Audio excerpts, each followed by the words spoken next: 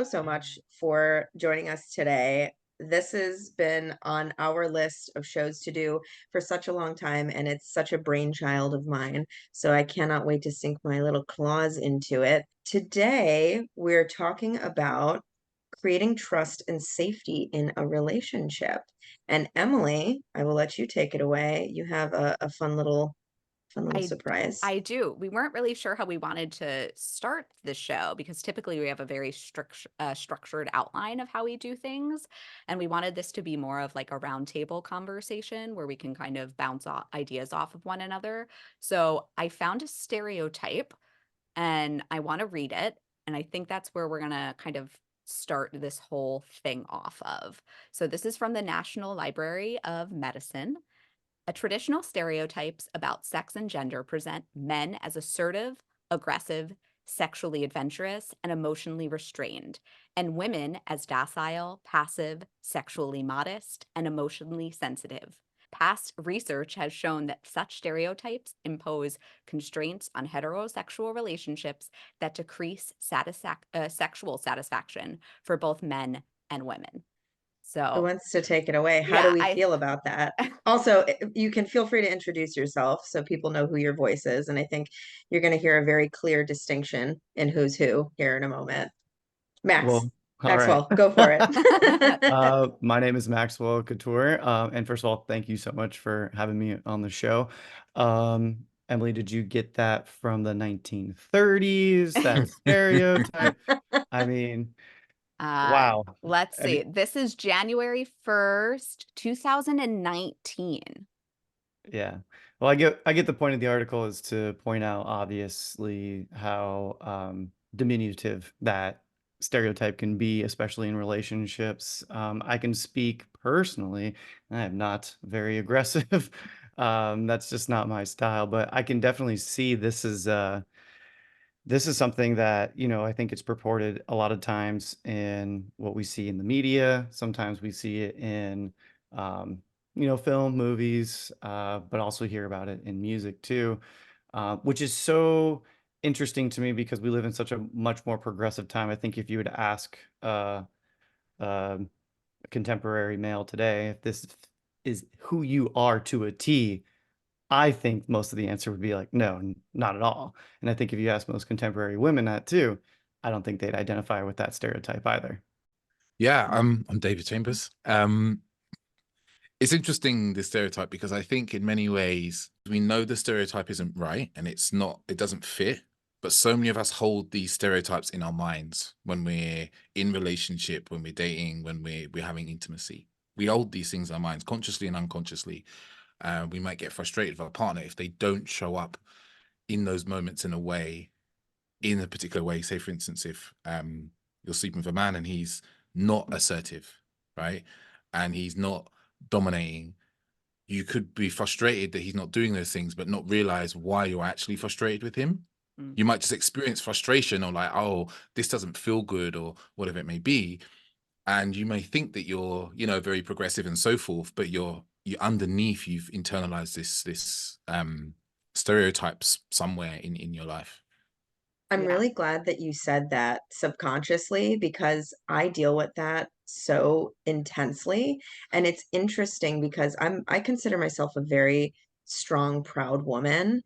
But like if my man, right, quote unquote, is not, taking the lead and like taking charge, I'm like, ugh.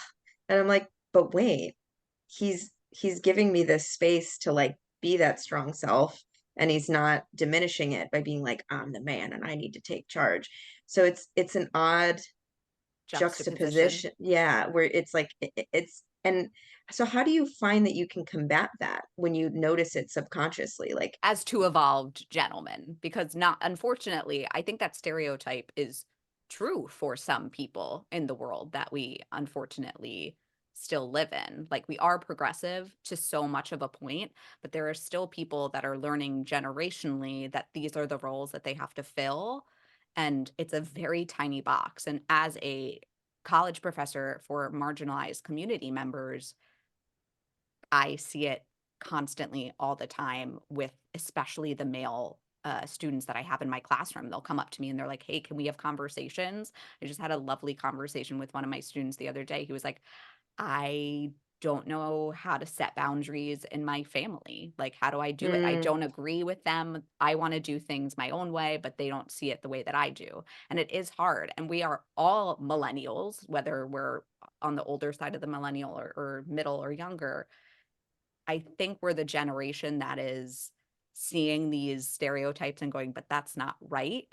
And like trying to reformat what our parents then told us. So it's so much generational trauma that we're trying to combat now. And then this next generation, especially the kids in my classroom, seeing them kind of see that seed that we're putting in the ground and reaping the benefits, but still some of them, because they're being raised by this other generation, it's still kind of laying its threads in there. how do you guys feel like we can combat that internal alarm that goes off to like, oh, wait, that's not, I don't align with that, but yet it's still present.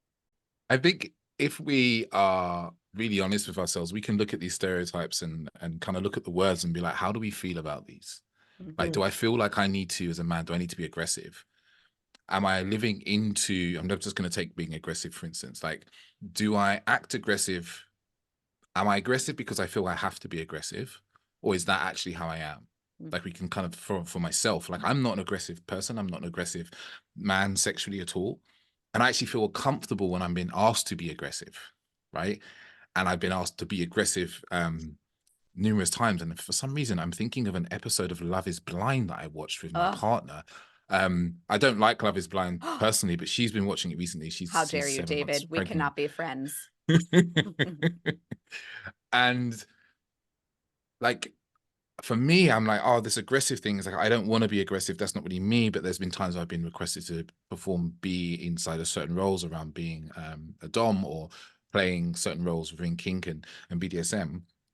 And I think for me, I'm like, oh, I know that part of my lack of wanting to be aggressive actually is deeper than just like whether I'm a man or not. It comes from my own upbringing and being a black man and being like afraid of being an aggressive black man because that would lead to me being in prison or being beaten by the police or whatever it may be. Mhm. So I see my apprehension around aggressiveness is I probably could embody more aggressiveness in my life. And could that be nourishing to the things that I want to do? It doesn't have to be, aggressiveness doesn't have to be hurtful to other people. Mhm. But I see that I don't want to do that because there's a deeper rooted desire for me not to be that way beyond the masculinity piece, beyond how, men, we're told we need to show up. But for some men I know and I speak to, is like they feel they have to be this way because that's how society sees them and they have to Mhm. keep playing the role. And whether that's in work or in their relationships or sexually, because they feel that's the only way they can be accepted as being quote unquote real men. And if they're not being a real man, then who are they being? So yeah, it can be really, we can do that individually. We can do that in relationship. It's a really beautiful practice to do with a partner to be like, oh, like, do you want me to be aggressive? Like, why do you want me to be aggressive? How do I feel about being aggressive? Kind of talk about that back and forth and see, we can kind of root out the expectations, these unsaid expectations or these unconscious ideas about what it means to be a real man and how a man should show up sexually or in a relationship. So I think there's so many different avenues. Like I've been in retreats and had embodiment practices where we act out aggressiveness and see what it feels like in our body. How do we feel? Do we feel disgust and shame for being aggressive, even when Mhm. we have a container that allows us to do that safely? Yeah. I just wrote down there is a difference between confidence and aggressiveness. Mm. And I don't know if I mean, I'm not a man, clearly. But I it's like confidence and cockiness within women, Yeah, though, that, yeah, if a woman being shows off, a bitch or being confident, right? The idea of. So I think that's really interesting. It's like there's not a fine line. They're very, very different mm, adjectives, but for some reason, I think that line has become very wavy, and people are like, "Well, if you're that way, then I'm going to label you this these things. thing that isn't." Yeah, I don't know. I want to touch on something you said, David, that it comes from a deeper place as a black man. So, Maxwell, I want to throw it to you as a white man. How do you feel like because you're not aggressive gentleman at all. I mean, you could tell the minute that we even started speaking to you guys that the it was very soft, your approach, and we loved that, right? So like the wall automatically came down. So Maxwell, for you, where does your non-aggressiveness come from subconsciously? Is it your upbringing, or kind of where does that lie? Well, you're asking a child trauma specialist where it comes from. I'm going to tell you it's my childhood, right? I think everything is born Yeah, from our childhood. But yeah, to touch on what we're talking about, really, that old adage that every stereotype is steeped in a little bit of truth, right? yeah. There's an expectation, as David mentioned, that's unsaid, that's unspoken. So that's why communication is critical. But for me, I like to joke I was raised in the estrogen ocean because I have two sisters. My dad worked full time, but he was around. It wasn't like he was never there. But my mom's one of 11. She's number 8, and the majority of them were girls. And so I have a ton of aunts.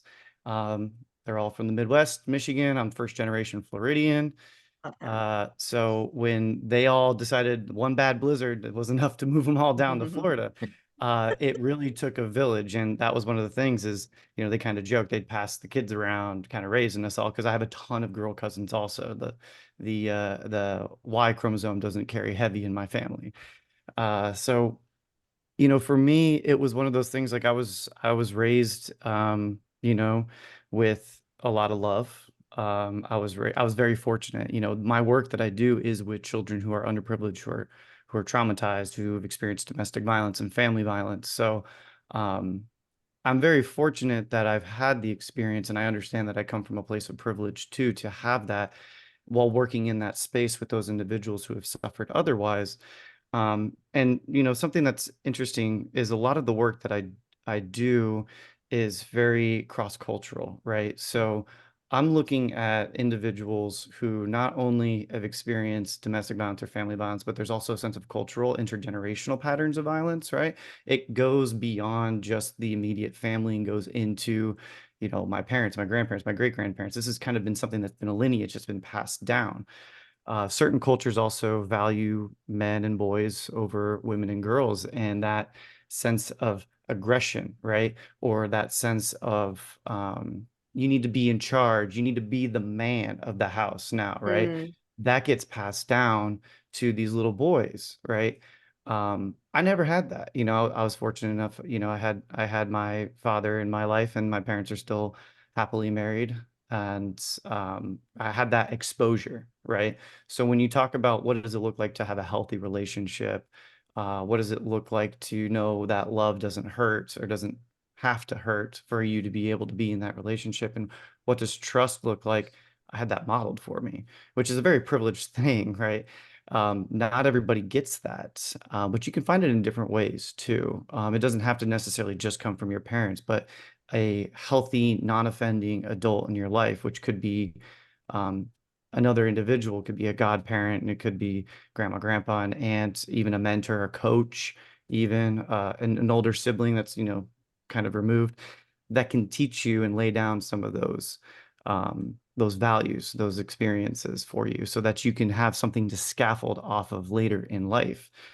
Um, the one thing I was curious about is this idea that we have this cognitive dissonance, right? As David mentioned, we have these two competing thoughts that we hold at the same time in our mind.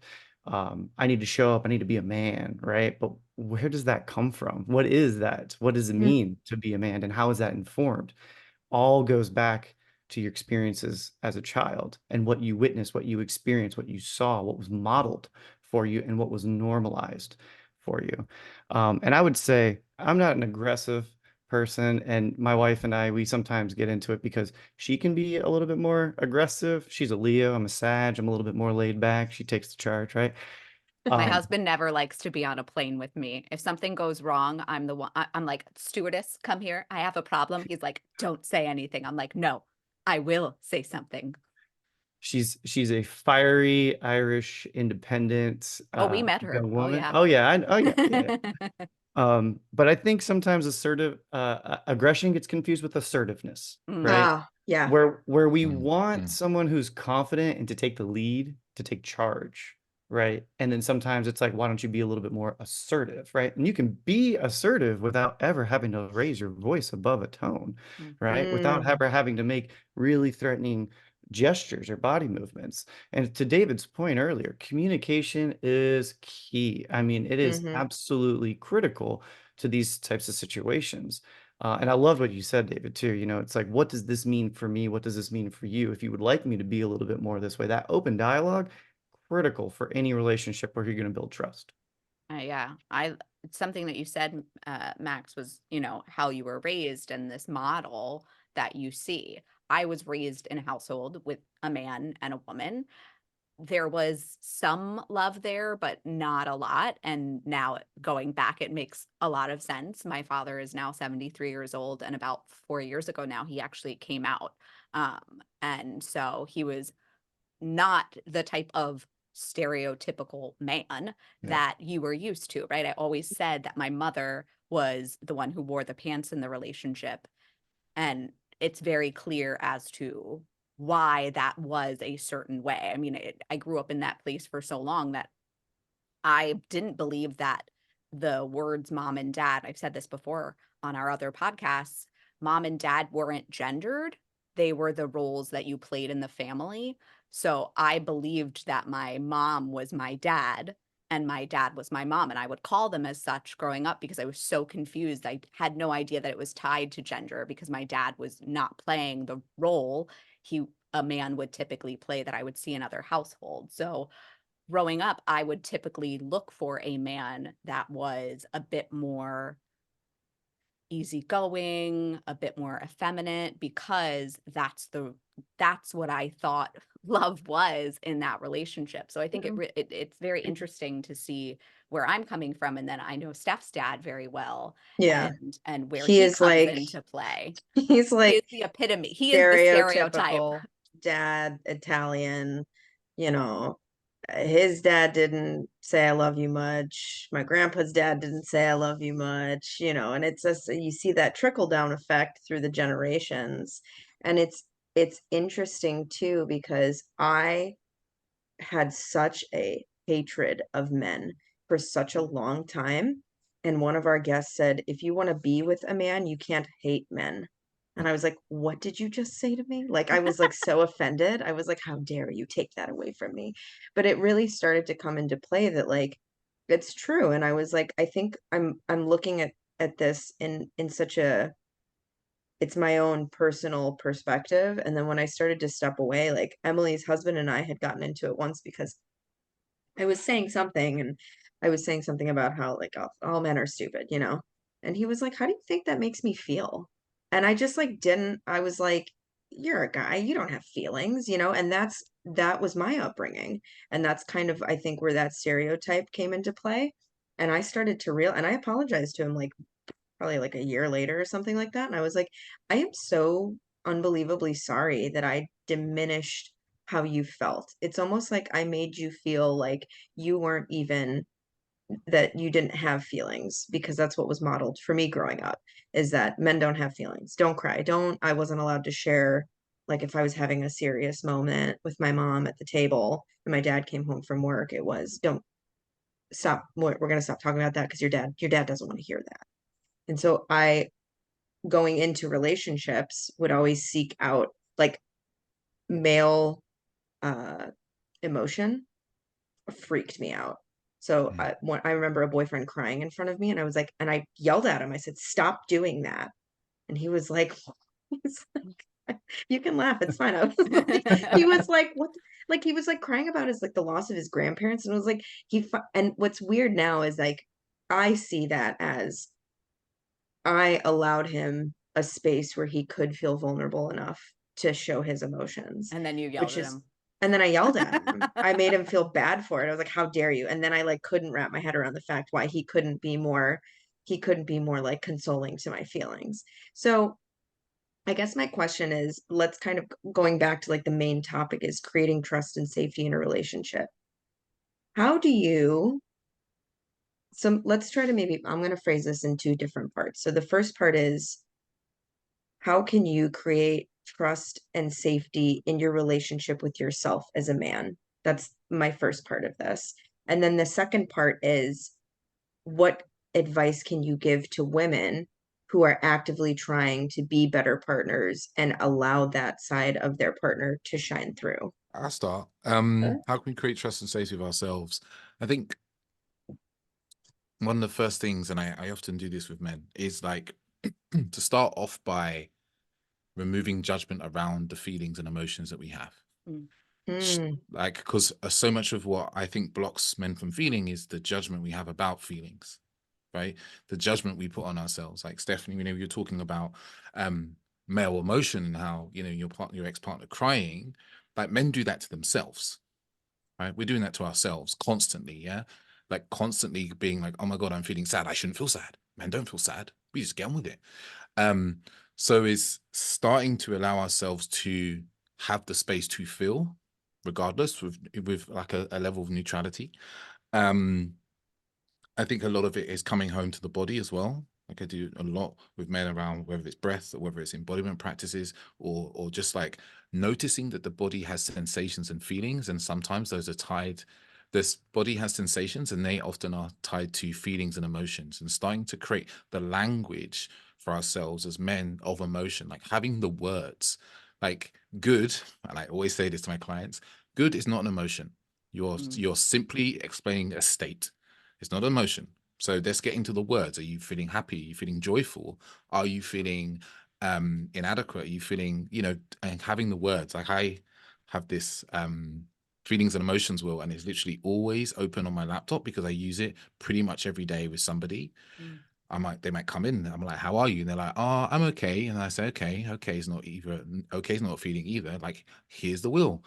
Tell me, pick a few of these words. And they'll start going, oh, actually. And then suddenly they start realizing they have this mismatch of emotions and feelings going on, and they have the language and words. And then from the language and words, then they have the space to then express why they've come to feel that, what's happened, what they desire, and all sorts. And we can get into really rich conversation. So is creating that trust and safety, allowing us to feel.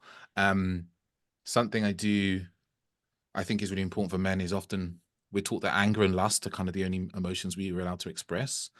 Like, so we all express lust. So we get lusty, and that's okay. We're allowed to do that. And anger is another one. But often underneath the anger is a whole range of other feelings and emotions. So sometimes I'll work with men about giving them the space to express the anger that they think they're feeling, whether that's with smashing pillows and screaming into things and so forth. Like, why are you angry with your father? You're angry with your father because he neglected you and wasn't there. Okay, here's a pillow, here's the music, let's go for it.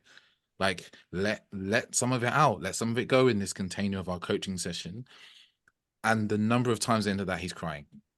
He's crying because underneath that is this deep sadness and this deep grief that he didn't have a father he wanted, or whatever it may be. So it's giving ourselves the space to do that. And if we're really lucky, we have good people in our lives who we can speak to and share those emotions with, men, women, other people of other genders. And that's a really great starting place. And I think the advice what I'd say for women is first to start rooting out the unconscious ideas you have about what men's emotions should look like. Do you think his emotions just look like your girlfriend's emotions? Or when he says he's fine and you're like, oh, fine, and you get annoyed about it? Or do you get curious with his fine? Like, oh, like, what's inside that fine? I don't know, there's that words or questions, but like, get curious, because maybe he feels a bit shy about sharing his emotions. Or what I get a lot with men is they don't feel safe to share emotions with their partners, if their partners are women often, because they've had some experience of a woman doing, unfortunately, Steph, exactly what you did. Exactly what you did. He cried, he expressed what he's feeling, and the woman belittled him, emasculated him, called him all sorts of names, right? And there's guys that I work with who come to me and they're like, I'm not showing any emotion because I've been belittled so many times by women. There's all this stuff about women wanting vulnerable men, and it's a lie. They don't want it. They just want to belittle us. They just want to hurt us. They want to harm us. And I have to kind of work through them with that. So it's like Who are being these welcoming women? of I want to know Well, who they are. I love it. I find it, I'm I'm like so turned on when my husband's a ball. I'm like, oh, well, let's cry together. I'm So sexy to me. I don't want to like break your pattern here, because so hold on to that thought, but I'm tearing up because I love my partner now so much, sorry, that the thought of hurting him and shutting his feelings down is like so devastating to me. I'm so sorry. That's okay. That's This exactly is what like this so, podcast is supposed to be, Stephanie Ann. so it's like it's nice to hear you say it because I'm realizing how I still have work to do with him because there's been times he's wanted to share and I have that explosive anger and I don't even know it comes from something subconscious and very deep that I work through actively. And so it's good to hear it because I don't, if you really, really love your partner and you like, I can see that sometimes with him is that he'll be like, I'm good, it's fine. And I don't ever want him to feel like I'm dismissing the way he feels because there's this unspoken thing that he has to keep it together because he's the man and he's not allowed to. And I don't ever want to reinforce that by doing what I do. And I think that's kind of the point of it is you continue to reinforce it, that behavior with your partner, if you continue to shut it down. And then when you expect that in return, it's like, well, if you can't give that, how are you expecting that in return? Because your partner doesn't feel safe, then they don't know what to do, then they're walking on eggshells. So I just had to get that out for a second, but please continue, David, because your train of thought is chef's kiss. Yeah, thank you for sharing that. Thank you. 'Cause you know, that reactivity is a thing that a lot of men are very scared of. Is like, oh, if I share how I feel, and if I'm fearful of the relationship, or I'm angry with something that my partner's done, he goes in, he shares how he's feeling, and then he shares, and his partner has a big reaction to that. She's upset, she's angry, she's annoyed. What I know a lot of men talk to me is like, well, I came with the problem I wanted to talk about, and then suddenly all the emotional space is taken up by my partner's feelings and emotions, and what I brought basically gets sidelined, and that keeps happening. And that's a subconscious way of basically saying your emotions don't matter. If it keeps happening, it gets to a point where a man's like, there's no point me bringing up the problems because all it's going to do is lead to a stress that I don't need, and I'm just going to keep my stuff to myself. So my advice is for women is welcome all of his emotions, even if it's anger. Yeah, as long as it's not getting to the point where you feel physically unsafe, like learn to allow him to express whatever's there and say thank you. Even if you don't like it, even if you don't like the words he said, like as long as people are being respectful in the way they're communicating. If he's like, I'm really angry because you hit my car the other day and you didn't say anything about it, it's like, well, thank you for sharing that with me. And like, you know, what else do you feel about that? Like, you know, have I done something like this before to upset you? Be curious, because when you welcome what is there, you accept it, you're also giving the message that what you feel matters to me and I want more of it. But I know that it's difficult because what he might say might be difficult to hear. And I think this is the work that we have to do, is learning to be able to be like grounded and open and present to hear our partner and not react to our own emotional internal reaction, and not react to our story about what they're saying, our negative story we hold about ourselves. And this is, you know, this could be long-term work to do, but it's like when we really get good at this, I found in my own relationship, some of my clients is like, it becomes breezy. It gets to the point, it's like, oh yeah, like you're feeling angry. Okay, great. It's like, do we want to get pillows? Do we want to talk about it? He might be like, no. I just told you I'm angry. I'm good now. Should we get some dinner? You're like, yeah, cool, great. Because Yeah, there's Because you acceptance, there's named it. space. Yeah, there's Yeah. acceptance, there's space, there's care, there's love, and there's no fear attached to expressing it. There's no apprehension or shame. So it gets easier. Yeah, I mean, David, I have that same emotions wheel. I have it on a mug actually, and I have it sitting on my that's desk at work. awesome. One of my supervisors who works for me, she made it for me. I was like, love this. And especially being, you know, a child-oriented therapist, like working with kids and being able to find the words to express themselves is so critical at an early age. But it's so funny that you brought that up because I work with adults too and families, and they do this all the time. They use very short words to describe big feelings, right?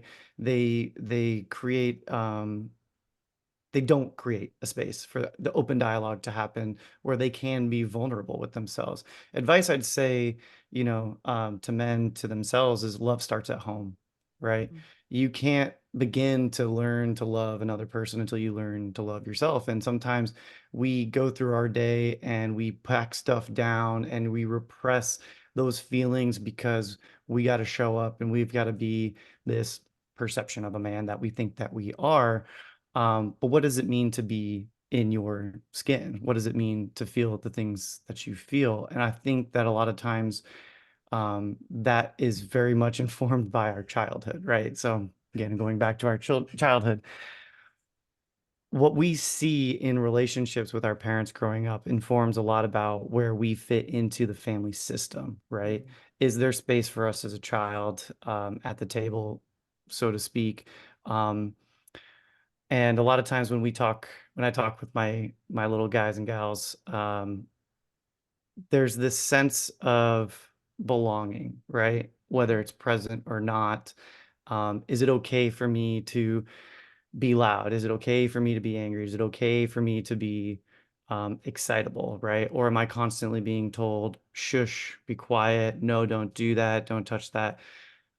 So that type of parenting, unfortunately, begins to inform what happens in adulthood. And through that, we're not allowed to be ourselves, right? We're not allowed to be expressive. We're not allowed to open up, be vulnerable. And then we have a hard time trusting ourselves and being able to control what we do or what we don't do. And that in turns creating distrust in others, especially in relationships. So, um, one of the things that we can do is try to be present with ourselves. I loved what David said about being in tune with the body, the mind, body, soul. I mean, are you getting enough to eat? Are you getting enough to drink? Are you spending time outside? Are you doing exercise, right? Breath work is one of the most incredible things that you can do for yourselves. I love that he brought that up. Having a daily practice of some kind where it teaches you a place to get to a mental state where you can feel, and not just your physical body, but your emotional mind, right? Where do you feel that in your body? What's going on there, right? Give space and presence to that thought, to that feeling. Don't hold on to it, but let it pass. But sometimes when I do these things, I work in trauma, and you have to have a release mechanism of some kind. Sometimes I come home and I love to cook. That's my thing. I go right into the kitchen. My wife's like, "Hey, how was your day?" And I'm like, "Okay." And I do it too. I'm really like, I don't want to talk about my day. There was a really challenging experience I had. I deal with a lot of violence and those sort of things. So it can be hard to want to communicate openly all the time. But we have that understanding of one another where it's like, oh, okay, he needs his space, right? Mhm. And cultivating that in a relationship is really critical. But I get into the kitchen and I've already got it cooked up in my mind. Like, I'm gonna make this and it's gonna be great. I'm gonna hit the grill, right? And then by the time I'm done, I've gone through a meditative process. I have alchemized those feelings into something beautiful that I could pour my love into, because I love serving and I love watching my wife eat my food. So We for love to hear me, that. Yeah, yeah, that's me as well. My love language is I Emily gets acts very of offended service. if If the somebody reaction doesn't is like, like something, it's good. Like, I'm always like, Emily, my God, my queen. Like, I make it's sure to give her the such biggest. a turn on. I can oh, feel it, goosebumps all over my body. I'm like, I prepared something that you love. Amazing. when someone just takes the first bite and goes, oh, I'm like, Yeah. done. I know, right? It's the I'm best out of feeling in here. the world. I could Beautiful. have no Yeah, other. That's it. I love it. I got two loves in my life: the aha moment in the therapy room, and that first bite where someone goes, "This is delicious." All day, all day. I'm done. That's awesome. But my poor wife, she's sick. I just made her a very herbed chicken noodle soup, and she's Mm, loving it. She's coming back. She's on the mend. Um, but because of the soup. it's that's right. I like to think it's all the love I put into it. But Yeah, yeah, absolutely. absolutely. That's what You makes could my taste it. matzo ball soup so special. The first Oh, time, a little side story, the first time I made Steph and her boyfriend, they had COVID a while ago together. it's And I terrible. made the matzo ball soup because of my Jewish roots. I needed to, do something, and that's my go-to. And they they come, they pick it up. I put it over on my fence so that I don't get too close to them. And I get a phone call in the car, and her boyfriend, AJ, goes, "Yo, my grandma's matzo ball soup. That's dope." And I went, "Oh my God." And then apparently 5 seconds later, because the soup was so good and they're eating hot matzo ball soup with no spoon, just hands, Yeah, I apparently. just was like, I gotta get a little in my Yeah. system, like while They we're got into a driving. car accident. So there you go. Yeah, Because the soup was so good. Wow. was So so there you go. good The that power of the soup. right on the highway, I was So like, well, at least distracting. we have So soup, distracting. But yeah, to my point, really, that you create that space for yourself to, you have that emotional regulation, right? Mm. I think that's really huge, because a lot of times when we don't have that kind of release, or we don't have that kind of sense of autonomy, of self, of control, things can really spiral out of control, and things can get bad in the relationship, and you can take it out on your partner. And so my advice to the men, and as well for the women, is create a space of vulnerability as well, not only for yourself, where you can be honest, and like really honest, and take a hard look at yourself in the mirror, um, about what you do, how it affects others, how it affects yourself, right? Like including automatic negative thoughts, or, poor coping mechanisms, drinking, drug use, those sort of Mhm. things. And then for the ladies on the other side too, you have for the most part, I would say, a propensity to be a little bit more vulnerable and trusting in Mhm. certain relationships, but also understand that, and I hate to harp on you again, Steph, that once that vulnerability does It's come fine. to the surface, right? Respect that, and be able to have a sense of compassion and care, that this person, this individual, is opening themselves up to me. They're bearing their soul to witness, right? That's a beautiful, beautiful thing that can happen in relationships. And it's not easy to do, because we can tend to be so guarded. And again, to loop it back to your childhood, what was it like for you growing up? Were you ever given the space or the opportunity to Mhm. do that? And if not, that explains a lot. And there you have your port of entry, as I like to call it, for an open table discussion. And the other thing I would say, your nonverbals are just as important as your verbals. Okay. So Mm, if you're saying, yeah, I really want to talk about how you're feeling today, and could you look at me? Could you look at me? Yeah, I want to talk about your feeling. It's your tone, your body language, yeah. everything says whether I'm going to be open and inviting, or this is going to be a battle, right? So I think that's a really critical thing to keep in mind as well when you're entering into that space. We had a That's moment, yeah, I have to speak to that go. because again, it's all a work in progress, and I am very aware of um my that I got to work on. And it's interesting because my partner he was very much that. He had a very on and off experience with a partner, and he shoved a lot of stuff down, and it was like sometimes I'll do the littlest thing and I'll be like, "Oh, I don't care about that." And I really don't. And he's like, "Wow, and it's like the most like electric reaction back, and he's like hugging me and I'm like, I was like, "That's like a normal thing." And he's like, "I've never gotten that though." And he's like, "And that's like because I asked him, I said, "Do you feel like you can be yourself with me?" He said, "This is the most me I've ever felt with someone because it's not like you're getting mad at me for just doing being like having my personality." But yesterday we made cupcakes, and he was mind you, he cooked all of dinner. He loves cooking. And I was like, "I'll bake something," right? And I was like, "Ooh," slaved over like the two ingredients I mixed together and put in a pan. And so I took it out of the oven, and they were perfect little mini cupcake bites. I was like, "Oh, amazing." I put it on the stove and I was like, "Ooh." I was like, they're smoking from the oven." What we didn't realize is that he had left the stove on. And it was an accident, it was an oversight. It was not like anything, but we could smell like a burning. And he's like, "I think the other one that's in the oven, it might be burning." I said, "Let me check." And I quickly realized when I walked over there and the smoke was just coming off of the cupcakes, is that because I had taken them out of the oven and put them on the stove was still heating them up. And so I got really upset, not at him, but I was like, "Oh my God." At first I said, okay, so see, I'm calling myself out. At first I was like, "Oh, AJ. And I had this big reaction towards him because I was like, he left the stove on. And then I stopped and I was like, it was an accident. And so I was like, oh, the stove was on. I didn't say you left the stove on. I was like, the stove was on, whatever. But he knew just based off of that first thing that I said. And he was so upset. He's like, I'm so sorry. And he kept apologizing. And I was like, stop apologizing. It's okay. Stop. And then I was like, seriously, stop apologizing. And he like got quiet and I stopped and I went, I'm sorry. I said, it's not your, and I like changed my tone and I made sure to look at him and I hugged him and I gave him physical connection. And I was like, I said, I'm sorry, forget it. He's like, you got really angry. And I said, I did. And I said, and that wasn't fair to you. I said, I was just frustrated because I was excited about the cupcakes. And then I started to flip it and I was like, well, we can take the tops off. And I was like, oh my God, try this. It's so good. And I watched all of that shift.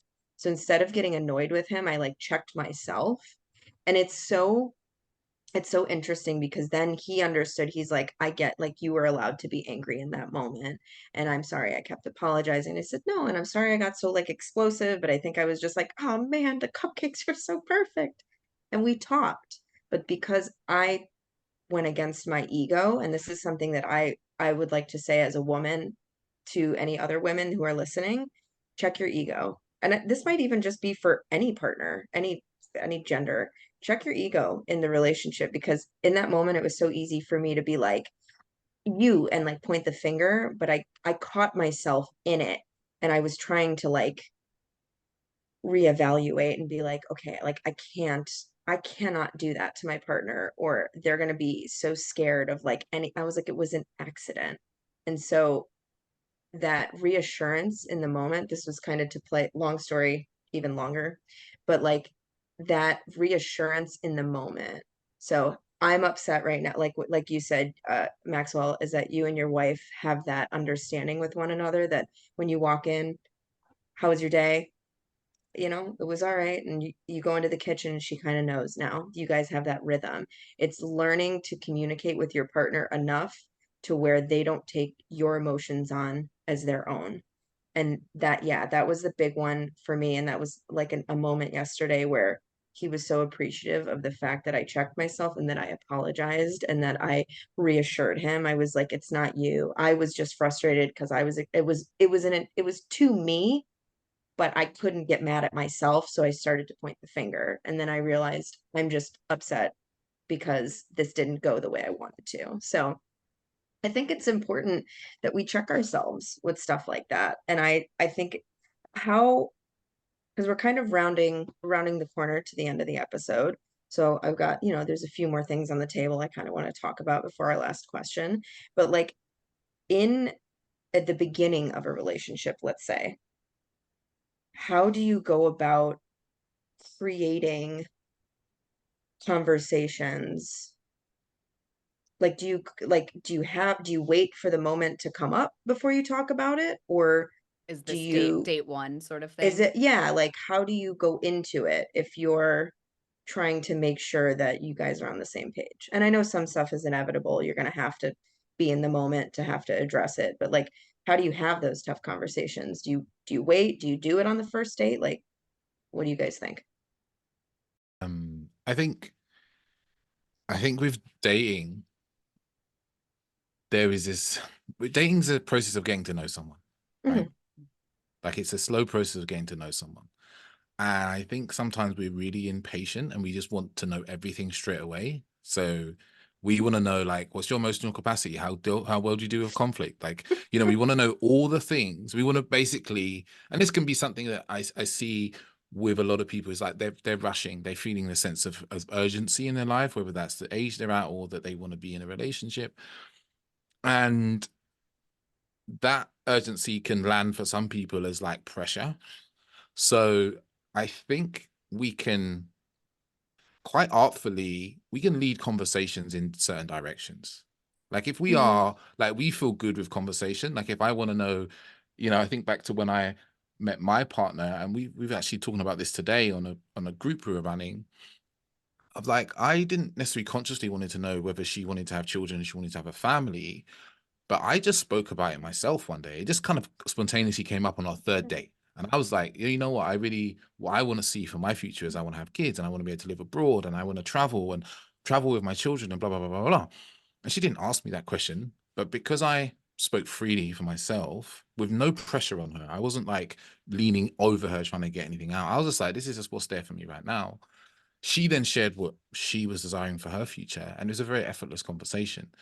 Sometimes if we start questioning people with a very targeted reason, it just lands as like, I'm being interrogated here, and I feel I'm being interrogated here, and people's walls come up. They're like, hey, no, wait, what's happening here? What do you want? What are you after? We get suspicious.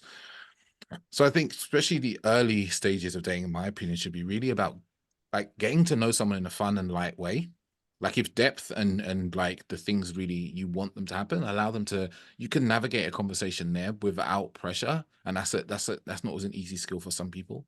But I think that some things we can just observe in people.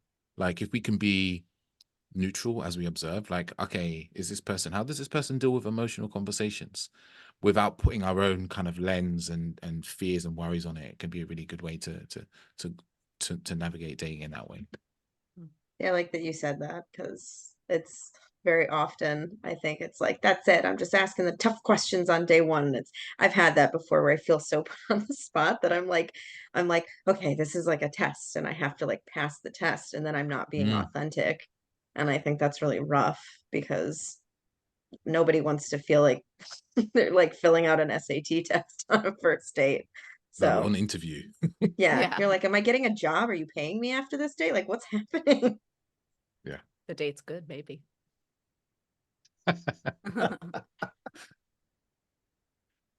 Yeah, I'm gonna go out here on a limb and just say an interrogation on the first date won't get you a second date. I'm gonna go ahead and say that. And to David's point, it's a learning process, right? I think I would head for the hills if I was sitting across the table from somebody and they said, "So, children, yes or no?" And it was like, Pull out a book. my research here indicates that I find it to be a challenge anyways, because if you think about the theory of love and relationship, like Sternberg's triangle of love, that first early stage is really the infatuation stage. So you might turn the other cheek for something you don't actually agree with that your partner does, because you're just like, well, this person's new and shiny and I really enjoy the time that I have with them, right? So you may have those conversations early on, but you may also find yourself agreeing or disagreeing to things that actually are important to you value wise, just to maintain the relationship itself. And here's the other part, folks. We're not living in the time of high school sweethearts, really. Those are the super duper 0.01%, right? Where you meet someone and it's your soulmate, right? And it just happens to work for the next 60 years. You're going to have to play the field a little bit, right?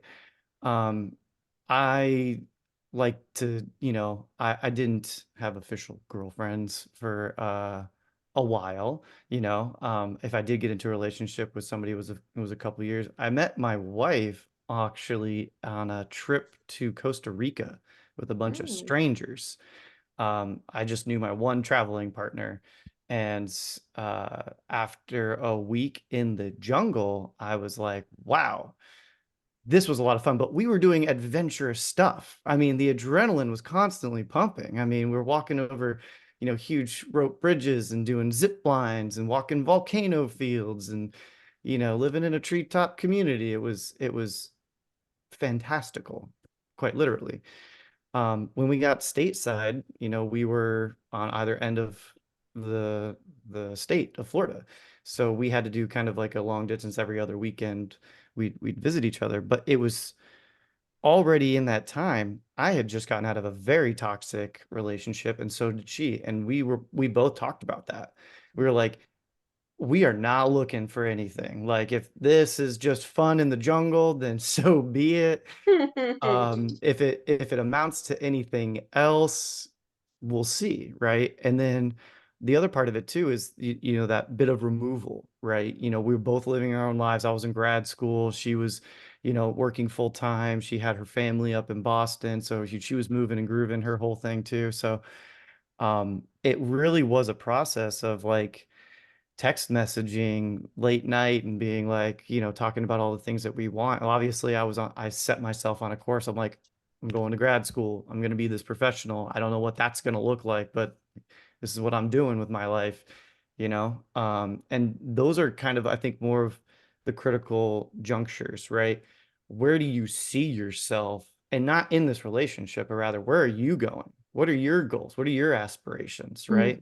And am I just hitching my wagon, or are we also going to be like partners supporting each other in those efforts, right? I believe, I was a wrestler in high school. We had a saying, iron sharpens iron. I believe that too in relationships, right? I want to be the very best cheerleader and supporter of your goals and dreams, right? Whatever that looks like, because I'm committed to you being the best version of you, whatever that looks like. And that really needs to be reciprocated if you're going to have some, a really positive, healthy, kind of trusting relationship, because it's never about one person. I'm going to do some funny math for you real quick. In family systems theory, I'm going to ask you a question. Emily, I'm going to have you answer. You What's got it. 1 + 1? 2. Incorrect. You fail. I'm so sorry. Thank you for coming and playing. I'm going to ask Stephanie. Stephanie, what is 1 + 1? Stephanie's like, how do I change the answer now? I'm gonna just say 1. Incorrect. David, relying on you. What is 1 + 1, my friend? 11. Oh, you were so close. It's 3. Can anybody tell me what the third is? Or what each part of this is? How do you get 3 from 1 + 1? Ooh, I like this. I do too. Making me think. 1 + 1 = 3. If it's a Father. oh, I guess I was David's thinking onto it. if it's people, there's me, there's you, and there's our The relationship. relationship. Ding, That's ding, I just was ding. David wins yeah. all the cookies, Yeah. And folks. this is Yeah. why we have him on the show. Yeah. Yeah. I And- as you were saying it, I was getting it. I was like, well, Oh, I see. My pre-Catholic upbringing was like Father, Son, and Holy Spirit. Like, leave room for Jesus. leave. So Always. yeah, 1 + 1 = 3. It's Hmm. the two individuals, and this also works in a family system of like parent-child, right? Brother, sister, partner, partner, boss, employee, even, right? The third is the unseen relationship of them together, right? And just as an individual needs, Maslow's hierarchy of needs, food, water, shelter, air, physiological safety needs, psychological safety needs, love and affection, so on and so forth, the self-actualization, you also have to do the same for the entity that is the relationship, right?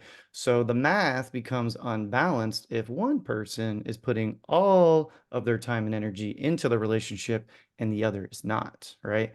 Because what happens when, 2 becomes 1, I've always said, doesn't make any sense, because what happens when you get divided? Yeah. You become a half of yourself, right? Yeah. So 2 becomes 3. You want to remain whole individually and also foster a sense of love and nurturance to this relationship as well. It takes time, it takes energy, it takes resources and sacrifice. So being able to recognize that, maybe one person has a lopsided income, right? Where they make a little bit more money than the other. That doesn't mean the other person is lesser than, right? You sit down, you talk about how that financial burden impacts you all, right? But also, does somebody else have a different kind of skill set? Are there kids involved? Because let me tell you, family systems math gets real wonky once you start adding kids in, and I'm not going to go.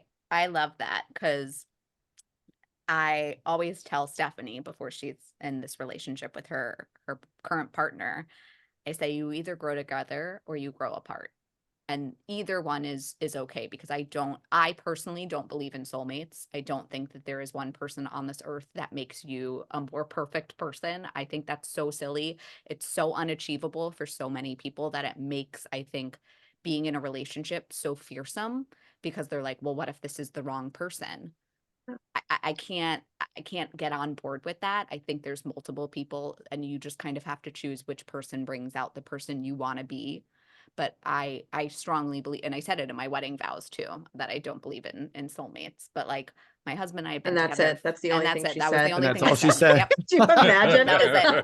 terrible that would No. be? Oh my God. Our wedding vows were gorgeous, but I Thank will you all not for repeat them coming. here. There are no Yeah. soulmates. Thank you.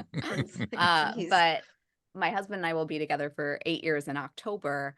And the other day we were just intimate with one another, and I was giving him a hug after, and I was just telling him how thankful I was, and that I started crying because I had this one of those aha moments.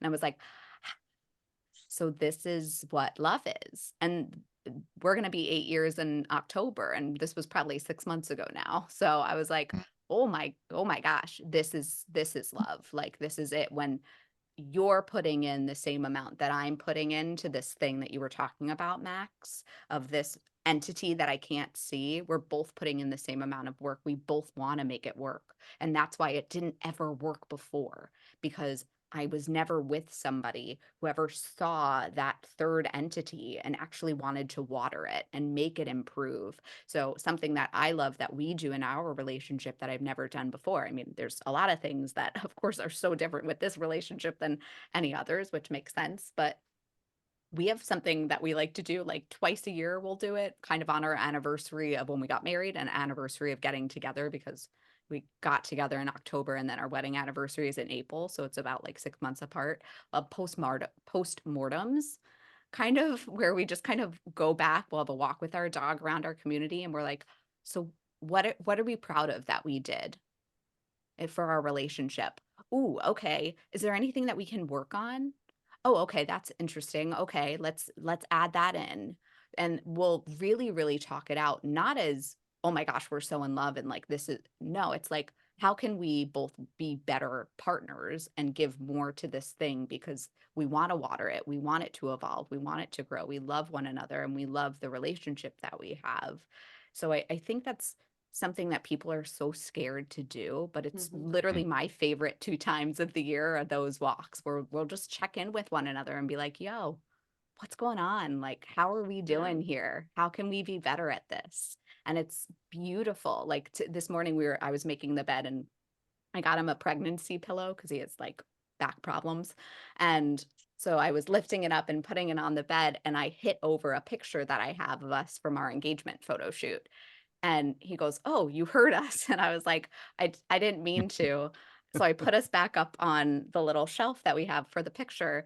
And I was like, look at those kids. Do you think that they were cool? He goes, yeah, but we're so much cooler. I was like, well, I don't want to diminish who they were as people at that time in their life. They thought they were cool. Do I think we're cooler now? Yeah, we're a lot more evolved now, and we're like even more in love than what it was when we took those photos. So it's just crazy to me to see an evolution, because this is also my longest relationship, of a relationship that is healthy for 8 years now almost, is like mind blowing. It's so crazy to me that people, I don't know, like don't think it's possible, because it really is. You just have to find somebody who is willing to do the work with you. And I think that's the scariest part, is finding somebody who's on that same page, because I don't think a lot of people realize the work that it takes, but it is, it's work, and that's beautiful. So that was I my think rant. Emily, you said something about like how you don't feel that soulmates exist, Yeah. and there was a couple nods in the room here, and I agree with that to a certain extent, because my partner loves the idea of a soulmate. And I told him, because he was always like, I feel like you're my soulmate. And I'm like, I don't believe in that. And he's like, ah, that sucks. And I'm like, but as we've gone along in the relationship, I said, I feel like you can choose. So just like with a relationship, and it's like I've started to kind of shift my perspective on that now, where that's what that invisible entity is. The us in it is the souls. the soul mate. That's the mate. That's the third person, and we put into that. And just like love, like I had an ex, and he was a best friend for since high school. Like if families were involved, like it was a messy breakup. And we always used to say we were we were twin flames. And I remember him saying finally, we got into a fight. We'd been getting into a lot of them. And he said, but we love each other. And I said, love's not enough. Love isn't enough to make this relationship work. There were so many things that it's like and I grew into a different person. And I eventually said, when people said, why did the relationship end? I said, because I was a version of myself that was no longer good for him, or he was good for me. Like, he was good for a version of myself that doesn't exist anymore. And vice versa, it's just we weren't right for each other in the end.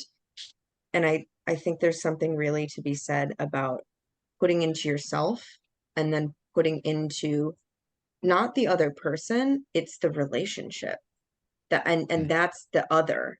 And it's hard, but it's only hard, I think, in the beginning when you're starting to like discuss how you want to structure it.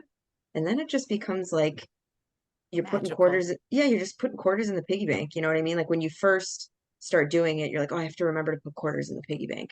And then next thing you know, you're just coming home, emptying your pockets, putting quarters right in there. And then next thing you know, you're like, oh, wow, we have like $30 in the piggy bank. Like, how exciting. And then it becomes exciting. You're not like, oh, I have to remember to do this. It just becomes you're naturally imparting those things. So this has been truly such a wonderful conversation. This was more than I could have even imagined. Thank you. Because the bridging the gap between men and women is so important, because coming from a place, like I said, where I was like avidly a man hater, and now I realize how hurtful that is in my own, like the things I wanted in a relationship were not happening because that piece was unresolved. And so when I took accountability for that, I was able to see where I needed to go with it and what I expected. And instead of holding this unrealistic standard towards someone who couldn't read my mind, I started taking accountability to like have conversations. And then if it didn't fit, it didn't fit. So this was beautiful. And I hope you guys felt the same. Um, I want to ask one final question to both of you. So we will start with you, Maxwell, and then David. Maxwell, what piece of advice would you give your younger self to help become a healthier man? That's such a good question. I'm sure my parents will probably listen to this podcast. So listen to your parents, Max. They know right from wrong on so many things. Oh my gosh, you turn a Except the certain age. tattoo. Oh my God. Yes, at the tattoo. That was Um, a before recording joke, everyone who's yeah. like, huh, tattoo? I would say, learn to love who you are. That was something I had to do as a grown-up, despite, being a middle child, overlooked, underappreciated, but I was the only boy child, so like golden child. I don't know. My upbringing was a little confusing for me. My younger self did a lot for others before he did for himself. And to grow into someone who can be in a place to love another so fully, so deeply, so authentically, that takes time to get to know yourself. So the advice I was actually giving to men earlier was advice I would give to my younger self, and that's learn to trust, learn to feel, learn to love who you are, and be confident in the person that you will become, because nobody knows what the future holds, but you can be happy and living in your present moment, and you can always be your best friend. I love that. David, what piece of advice would you give your younger self to become a healthier man? Yeah. Wow, it's a big question. I thought of like four things, but I try and keep it into Yeah. one.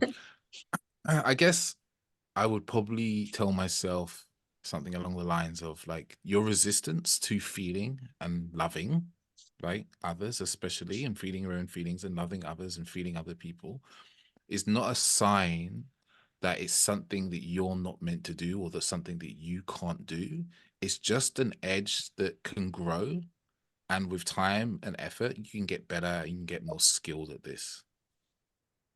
That's beautiful. And that I feel like encompasses, I can imagine that encompasses a lot of the other tree branches that you were thinking of.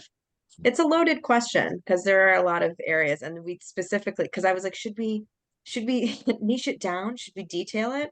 And I said, no. I think Broad. it's such an open question, and wherever the heart pulls towards is where it should be. So, gentlemen, thank you Yeah. so much for being our first guest on this hopefully very revolutionary platform that I'm hoping eventually we can all bridge the gap. And if anyone wants to know any more about these gentlemen, all links are going to be down below. And if you don't know who we are, what are you living under a rock? Just go to www.cyclechats.com. It's all there. And how I like to close this out is to say that conversations like this are the spark that light the fire, so keep lighting the match. And remember, the opposite sex is not the enemy, and together we can bridge the gap. Thank you, gentlemen, so much for your time, your patience, and your knowledge. We really, really appreciate it. Thank you.